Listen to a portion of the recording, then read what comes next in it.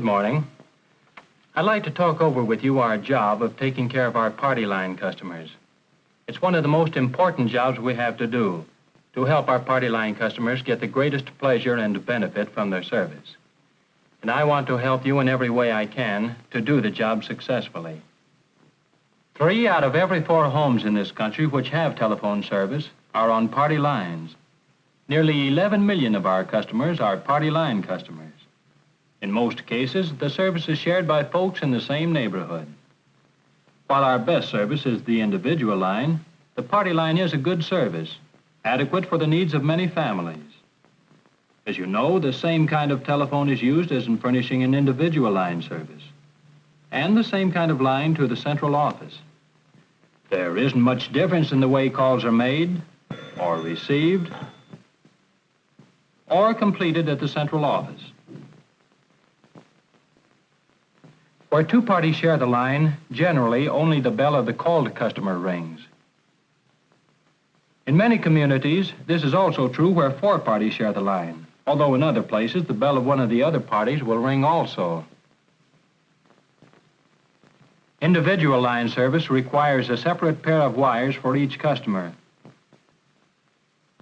In party line service, the wires are shared by 2 or more customers, and so service can be furnished at a lower rate. However, to get the best out of their service, the families that share a party line need to be considerate of each other, just as when they share a driveway, or as a family shares other things around the house.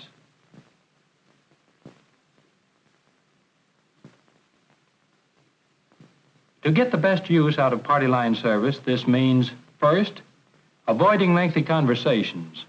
Long conversations keep others from using the line.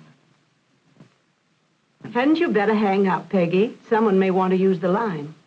Oh, Mom says I've got to hang up now. Bye, Susie. Second, giving up the line promptly for an emergency call. Asking for the line only in a real emergency, and then explaining why. Oh, well, with the prices the way they are nowadays, I just don't know. Can I have the line, please? I've got to call the doctor. My baby just swallowed a pin. Oh, yes, of course. All right, Jane, I'll call you later. Third, always listening to be sure the line isn't in use before making a call. Fourth, if the line is in use, not interrupting the conversation and replacing the receiver gently. Fifth, waiting a few minutes between calls to give others a chance at the line.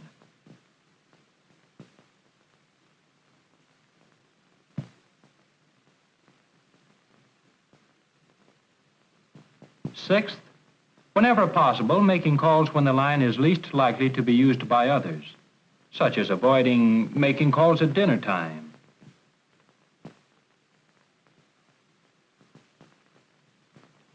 Calls when housewives are doing their telephone shopping. Seventh, answering the telephone promptly.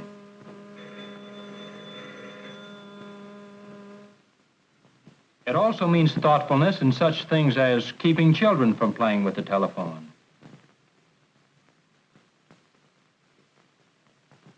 Not leaving the receiver off, for this puts the whole line out of service. Answering only when the bell rings the right code. Hello? Hello? Oh, yes, surely. Because party line service is a shared service, it is all the more important that its users understand what they need to do to get full benefit from it. We in the telephone company do many things to help party line customers use their service with consideration for others on the line and to make the way easier for you to help customers overcome their party line difficulties. In different places, of course, different methods are used. Newspaper advertising, booklets, given to all new customers and to customers who tell us they have difficulty with the service, letters, envelope imprints, bill inserts, and folders. In some places, announcements on radio programs. You and the other fellow on your line can help each other to better telephone service by simply being good party line neighbors. In some places, by means of displays in the windows of our public offices.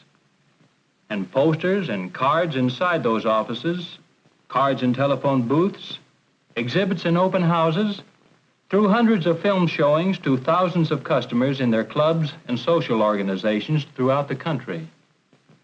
You might think sometimes that party line service was pretty poor, judging by some of the complaints you get. But don't let that lead you astray. Surveys have been made of groups of party line customers in typical communities. The large majority told us that their service was good or excellent. So it looks as though these activities have really helped people to make satisfactory use of their service. Studies of customer contacts show that less than 1% of party line users report any difficulty with the service in the average month. The small percentage of party line customers who do complain about party line service bring their problem to you, the service representative. To the customer, you are the telephone company. The customer looks to you to help solve his difficulties and improve his service. It may be simply a matter of mechanical difficulty, such as a bell that is so much out of adjustment that it rings when the other party lifts the receiver to answer a call. For example, the other party picks up his telephone every time my bell rings. The Johnson Smith residence. speaking. So I wish you'd do something about it. and this may be a kind of problem that is readily solved. A report to the plant department, and the trouble is quickly corrected. But most party line complaints arise from the way customers have tried to use a shared service, unknowingly or thoughtless of the fact that it is a shared service. Here's how such complaints may sound to you. I can hear the other party picking up the telephone and listening. My husband can never get me when he's delayed at the office. He tried to break in and was most unpleasant. I can't stand it any longer. You'll have to change me to another party line. Yes, some customers suggest changing to another line, thinking it would solve the problem. Of course, it's physically possible when there's a vacant spot in the terminal box. We'd need to send a man out, change the central office end of the line, and fix up all our records of the service. We'd be glad to spend this time and money if we knew it would solve the difficulty. But this is what might happen.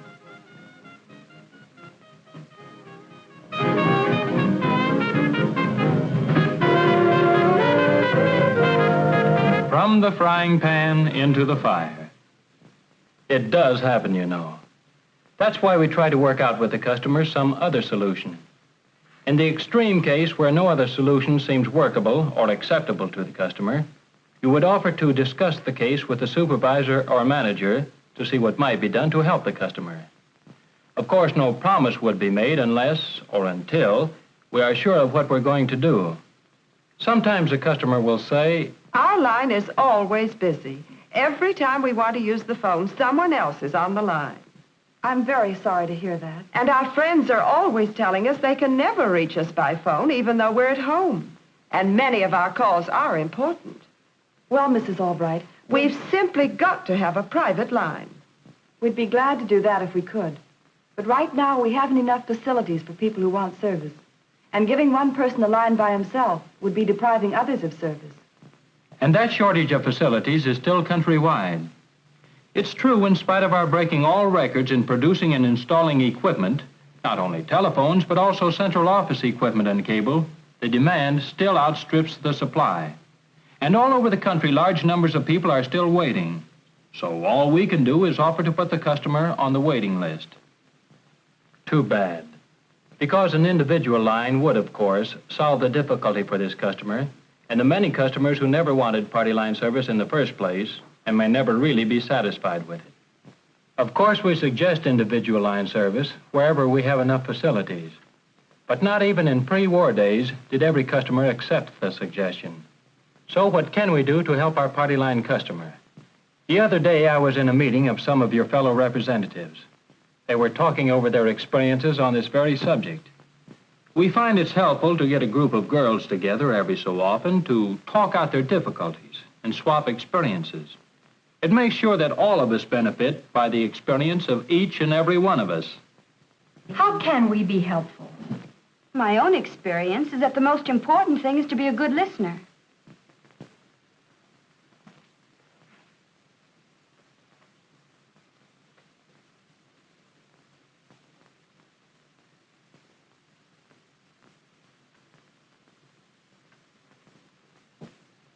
What do you mean by that, Sue? Encouraging the customer to tell his story in his own way, so that he feels he has a full and sympathetic hearing.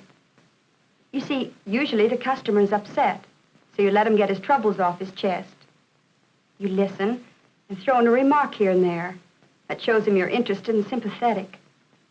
I know whenever I tell my troubles to anyone, I feel better. My troubles look a lot smaller. Well, the customer is me on the other end of the line. I quite agree with you, Sue. I find that listening is often the most helpful thing you can do. Also, by just listening, you'll find out a lot about what really happened. Sometimes a customer will tell you more than he realizes. I once had a customer who said that... The other party kept breaking in on my call. I told him to get off the line, but he kept insisting that I give it up. Well, I was on the line first, and I wouldn't give it up. Well, that tied in with the other things he told me. Sounded to me as though the other party wanted to make an emergency call. I found out later in talking to the other customer that that's just what happened. What Helen is saying is that by being a good listener, we can get a lot of the facts.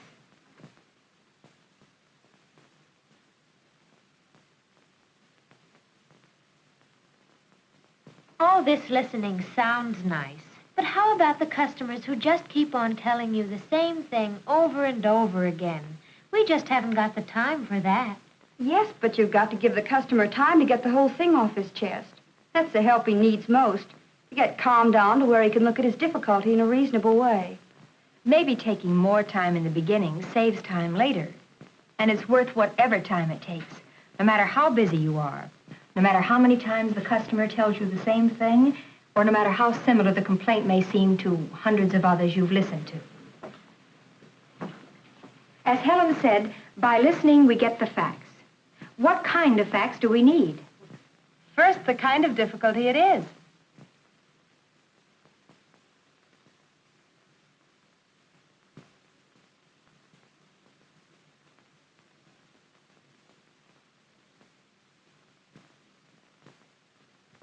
How often it happens.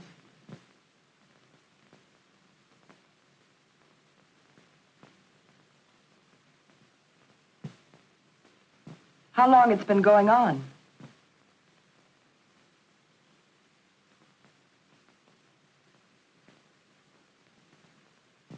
And what time of day the trouble occurs.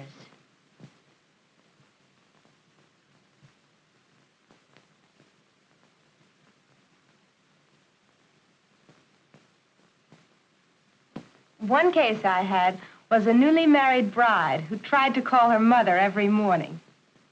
Now, this happened to be just at the time when her neighbor wanted to order all her household supplies. So at 10 every morning, whoever got the line first was good for a long time. It finally came to a verbal hair-pulling match. The bride was almost in tears when she called me. What did you do? Well, the bride was talkative and emotional, so I just listened until she told her story. Then I asked a few sympathetic questions to get her whole side of it. Called to the other party, gave me the rest. Well, what did you do about it? I told each party what the other's problem was. I tried to explain how they could cooperate to avoid the interference, making their calls at different times. So we have another point. Do something about it.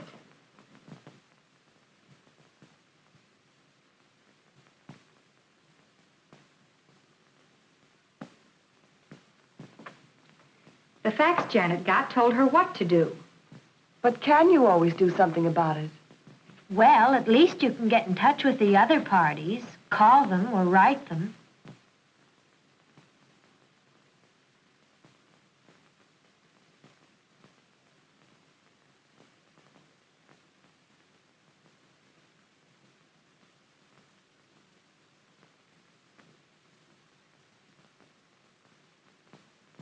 And you can make sure the complaining party understands the limitations of the service itself.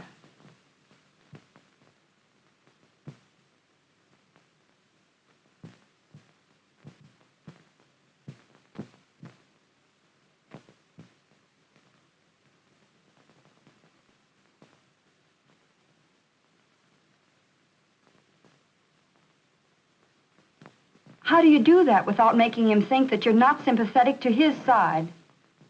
Well, one way is to ask him if I should get in touch with the other parties. Then I explain what I might say. In that way, I get my point across without making the complaining one think I think he's at fault. That's one way of doing it. The main thing is to let the customer feel that you are really sympathetic and interested and trying to help him, and to assure him that something can and will be done about it. Because there is always something we can do, whether we send a letter or a booklet to all the parties on the line or take some other action. May I speak a piece? Why, yes. This is just applying good overtones of service to party line complaints. The way we do and say things is just as important as what we do and say. That's just as true in party line complaints as anything else. To begin with, you've got to show you're personally interested in the customer's problem. He must feel that you appreciate his point of view. You can do that only when you give individual attention to the customer's case. Be considerate. That's what counts. Don't let him feel you're handling it as a routine case. If you're sincerely anxious to be of help, you'll reflect that to the customer, and he'll see that you're doing everything that is practical to help him in his difficulty. There's one thing that we haven't talked about.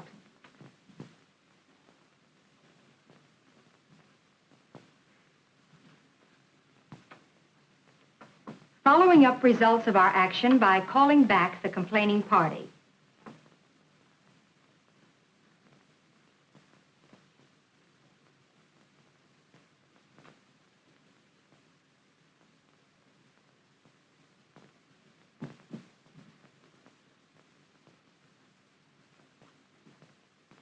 We do this to show that our interest is genuine and doesn't end when the customer hangs up.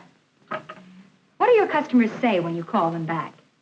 The man who at first wouldn't give up the line said to me, Well, yes, maybe somewhat better now. Your call seemed to do some good. Well, I didn't expect you to call back. Thanks for helping me out. Goodbye.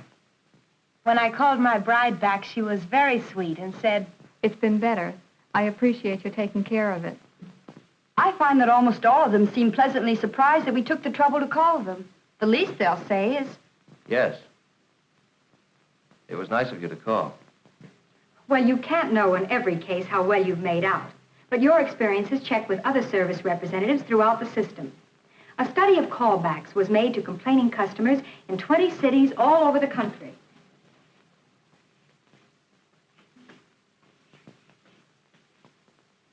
"77% felt that the situation had improved after they had talked it out with the business office. And the proportion of repeat complaints is quite small. That's pretty good evidence, isn't it, that you can and do help? But how about the people we get whom we know we haven't helped? But how do you know you haven't helped them? Well, because they're still dissatisfied even after you've talked it out with them. Or they complain repeatedly. Those cases, and there aren't very many, you can take up with me. Arranging a callback with the customer, of course. We'll study the problem together and see what can be done to help. You can't expect full success every time, whether in handling party line complaints or in anything else you do. As in sales work, judge your job by your percentage of success. Don't be discouraged by an occasional failure. Any failure should just make us want to try to increase the percentage of success as we go along. And you generally can do something to help. If you will just, first, be a good listener. Second, get the facts. Kind of difficulty, how often, how long, time of day. And third, do something about it. If it's equipment or operating trouble, you can clear it with plant or traffic. If it isn't, we have these steps to consider. Call or write other parties. Help the customer help himself.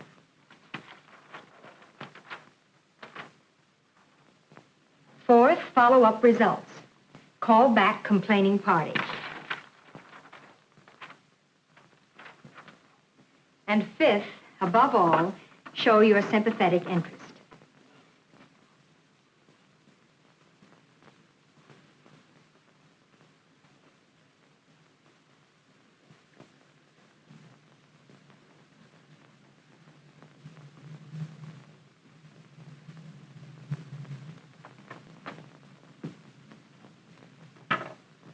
In spite of the highest production ever, it will be some time before we can give customers just the service that suits their needs. The kind of job you do with each complaining customer will have an important effect on how well we get through this difficult period and achieve the goal of the most satisfactory.